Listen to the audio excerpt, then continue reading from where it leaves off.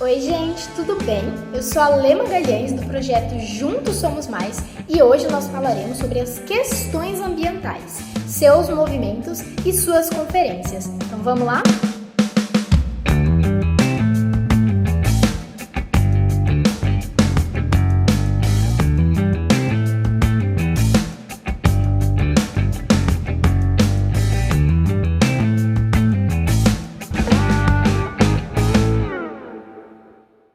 Gente, aqui no projeto Juntos Somos Mais, nós temos 4 vídeos que vão falar sobre geografia e meio ambiente. Os 2 primeiros vão conversar sobre questões relacionadas aos problemas ambientais. Já gravei eles já estão aqui e vocês já podem assistir. E os 2 próximos, que eu começo agora, são sobre questões ambientais, os movimentos e conferências de cunho ambientalista. Como que esses vídeos se conversam? Funciona mais ou menos assim. A partir da primeira revolução industrial, o ser humano começou a ter uma relação mais intensa com a natureza, de maior exploração. E a partir disso surgiram problemas ambientais que inclusive passaram a afetar a humanidade. E então algumas pessoas começaram a se atentar sobre essas questões e elas fundaram movimentos em defesa do meio ambiente, que são os movimentos ambientalistas. A partir desses movimentos houve uma maior conscientização da população. Tá certo? E com essa maior conscientização e esse debate acerca do meio ambiente, fundaram-se conferências em que os países se reúnem para tomar decisões e fazer acordos acerca do meio ambiente para conseguir preservar ele, conservar ele, tá? Mas então vamos começar falando dos movimentos. Bom, gente, tem muitos movimentos na atualidade que falam sobre a questão ambiental, mas eu vou falar dos principais, tá bom? Começando pelo conservadorista, que é um movimento que utiliza muito a ideia de desenvolvimento sustentável, que é a ideia de que um determinado local, um determinado país pode crescer economicamente, tecnologicamente, se utilizando da natureza, mas sem destruir a natureza, conservando essa natureza em uma relação saudável, com o meio ambiente. Então, pode haver, um desenvolvimento, mas que seja sustentável, que não destrua a natureza, que consiga conservá-la para as próximas gerações. Um exemplo de política conservadorista é a utilização de energias renováveis, porque assim como são energias renováveis, elas podem se conservar para as próximas gerações. Como a energia eólica, é uma energia que é considerada renovável, então ela não se acaba e por conta disso consegue se conservar, tá certo? Um outro movimento é o movimento preservacionista. Ele acredita que existem alguns determinados locais e ambientes, biomas, que não podem possuir interferência humana. O ser humano não pode ir nesses locais e ter contato com a natureza. Um exemplo de política desse movimento preservacionista são as áreas de preservação permanente do Código Florestal Brasileiro, como as matas ciliares, que são as matas que ficam cerca de 30 metros em torno do rio. Então aqui tem o rio e ficam as matas em torno dele. Se essas matas possuírem uma interferência humana, se elas forem retiradas, pode acontecer um fenômeno de assoreamento, que é quando a terra que está em torno do rio acaba desabando em cima dele. Então essas matas ciliares têm que ser preservadas, não pode ter contato humano com elas, tá certo? Outro movimento é o neomalthusiano, que acredita que quanto maior o crescimento demográfico, ou seja, quanto maior a população, maior será o consumo. E para essa população consumir mais, precisam se gerar mais produtos, Então a gente vai precisar fazer o quê? Explorar mais a natureza, retirar mais a matéria da natureza, Então dessa forma vai existir um maior contato e exploração da natureza. Tá? Então, o que ela acredita? Que quanto maior a população, maior o consumo e maior a exploração do meio ambiente. E qual que é a solução que esse movimento propõe? Políticas de controle de natalidade. Porque quando a gente controla a natalidade, os nascimentos, a população vai acabar ficando menor com o tempo, então o consumo vai diminuir e a exploração ambiental também vai diminuir. Um exemplo de política neomalthusiana, foi a política do filho único que aconteceu na China, As pessoas, elas não poderiam ter mais de um filho, pois se elas tivessem, elas teriam que pagar mais impostos, acabariam arcando com algumas consequências. Bom, gente, nessa foto aí que eu coloquei para vocês, tem uma figura que é reconhecida internacionalmente como participante dos movimentos ambientalistas, que é a Greta Thunberg, uma adolescente, né, que já passou a ser muito conhecida, já fez discurso, inclusive na ONU, que fundou, né, nos últimos anos, a greve escolar pelo clima.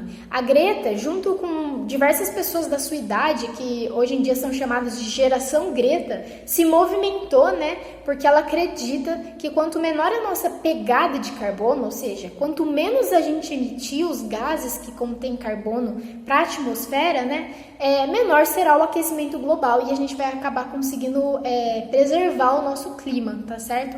E não ter que lidar muito com essa questão do aquecimento. Então, a Greta é uma pessoa importante que pode ser super comentada porque ela faz parte de uma geração que está vindo e está se preocupando com o meio ambiente, né? E também porque ela está se movimentando em relação a isso. Bom, gente, um outro movimento que agora está sendo muito abordado é o ecofeminismo. Ele se desenvolveu a partir da década de 70 e a sua principal líder é Vandana Shiva, uma indiana que foi conhecida como uma das participantes das abraçadoras de árvore. Realmente existiram essas pessoas, que eram algumas mulheres que abraçavam árvores de locais que estavam sendo intensamente desmatados para que aquelas árvores não fossem retiradas. Esse movimento acredita que, assim como a humanidade vê a natureza como algo frágil, a humanidade também vê as mulheres como algo frágil. E por conta disso, ela acaba explorando as duas, a natureza e as mulheres. Então o movimento luta por essas duas causas, tá certo? Bom, e um próximo movimento que eu vou falar, ele não é especificamente ambientalista, mas ele se relaciona muito com essas causas, que é o movimento indígena. Esse movimento existe desde que a colonização existe também, ou seja, desde o final do século XV, porque a resistência indígena, né, está ligada com a violência que se deu com esses povos desde a colonização. Por que esse movimento contribui muito com a causa ambientalista, gente? Porque a lógica, a cultura indígena, predominantemente, acredita que existe uma relação de igualdade entre o ser humano e a natureza. Muitas vezes essa cultura também enxerga a natureza como uma espécie de divindade. Então existe uma relação de respeito e de igualdade entre os seres humanos e a natureza na cultura indígena. Agora, a nossa visão ocidental, que é essa que vem da Revolução Industrial, é uma visão que está sempre buscando explorar a natureza, né? Então, como a visão indígena é diferente, ela está sempre atrelada a esses movimentos de defesa ambiental.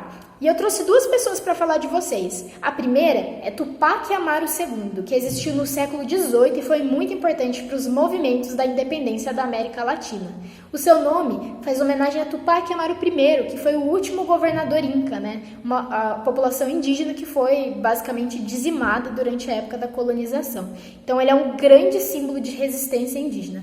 E também a Sônia Guajajara, né? Que é inclusive uma mulher que está hoje em dia no Brasil e relacionada com muitas causas ambientais, com a defesa da nossa floresta amazônica. Então é válido vocês procurarem sobre essas duas pessoas, porque elas são muito importantes para esse movimento e para a causa ambientalista.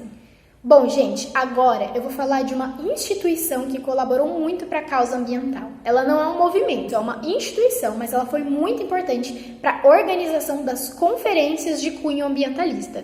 E essa instituição é a ONU, a Organização das Nações Unidas, que desde 1949 está realizando, né, conferências ambientais com diversos países, né? Antigamente, ela fazia essas conferências, organizava através da Unesco, que é o órgão da ONU responsável por ciência, educação e cultura. Mas a partir de 1972, criou-se o PNUMA, que é o Programa das Nações Unidas para o Meio Ambiente. Então, a partir de 1972, a ONU tem um órgão especial para lidar com essas questões, né, e para fundar essas conferências. Gente, então vamos começar a falar de algumas conferências. A primeira que eu queria falar para vocês é a Conferência de Estocolmo, que foi realizada em 1972, o mesmo ano em que foi fundado o PNUMA, né, gente? Então, foi o PNUMA que organizou essa conferência, em 1972. Dela participaram 113 países. e colocou-se muito em questão a poluição atmosférica que estava crescendo cada vez mais desde a industrialização, como a gente já conversou, né? As máquinas a vapor colaboravam muito para isso, porque com a queima do carvão a gente tem muita liberação de gás carbônico, né? Então a poluição atmosférica estava aumentando em uma proporção que a humanidade ainda não conhecia, e essa foi uma das maiores questões da Conferência de Estocolmo. Além disso, apresentaram-se, né, algumas políticas neomalthusianas que a gente já conversou. Nessa conferência, entrou-se em debate muito a questão de que alguns países não queriam aderir à causa ambientalista, porque eles diziam o seguinte: como o meu país vai crescer economicamente se ele preservar o meio ambiente? Como que isso é possível, certo? Então, essa questão ficou em muito debate, e a partir disso fundou-se o Princípio 21, que é um princípio que foi, né, fundado nessa conferência, que acredita que o país ele pode basicamente lidar como ele quiser com o seu meio ambiente do seu território, desde que ele não prejudique os outros países, tá certo? Hoje em dia isso é muito questionado, porque a gente sabe que se você libera uma quantidade de gás carbônico no seu país, isso vai acabar afetando todos, né, gente? Porque a atmosfera ela é uma só, ela não se limita a essas divisões geopolíticas. Mas esse é um princípio que relativamente é respeitado até hoje, tá certo? Mas, por conta dessas questões de países que não quiseram aderir à causa ambientalista, a Conferência de Estocolmo não teve muito sucesso, tá certo? Bom, no vídeo de hoje eu queria falar só isso para vocês. Espero que vocês tenham gostado. Se vocês tiverem alguma dúvida, pode mandar pra gente que a gente responde, tá certo? E fiquem ligados no próximo vídeo, tá bom? Tchau, tchau!